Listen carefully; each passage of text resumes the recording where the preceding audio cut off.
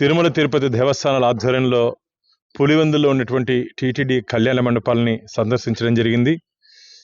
వీటి అన్నింటినీ పాతగా ఉన్నటువంటి కళ్యాణ మండపాలన్నింటినీ దాదాపు పులివెందుల అసెంబ్లీలో 6 కళ్యాణ మండపాల దాకా టీటీడీ కళ్యాణ మండపాలు ఉన్నాయి. అన్నింటినీ ఆధునీకరించి దీన్ని ప్రారంభించాల్సింది ఆలస్యమైందని చెప్పి ఇక్కడ నుంచి స్థానికుల నుంచి నాకు మా శశిభూషణ్ రెడ్డి గారు, అలాగే శివమోహన్ రెడ్డి గారు వీరందరూ నా దృష్టికి తీసుకురావడం జరిగింది. ఈరోజు దీన్ని పరిశీలించాము. ఇమీడియట్గా ఇప్పుడే ఎస్సీ గారితో మాట్లాడాను. ఒక 30 రోజుల లోపల దీన్ని ఖచ్చితంగా ఇటువంటి చిన్న చిన్న మైనర్ రిపేర్స్ అన్ని దాన్ని పూర్తి చేసి ప్రజలకి అందుబాటులో కళ్యాణ మండపం అందుబాటులో వచ్చే దిశగా ఖచ్చితంగా టీటీడీ అధికారులతో చైర్మన్ గారితో మాట్లాడి దీన్ని ముందుకు తీసుకొని వస్తాం. ఎందుకంటే ఈరోజు పేదవారికి కళ్యాణ మండపాలు బయట దాదాపు లక్షల రూపాయలు తీసుకుంటున్నారు.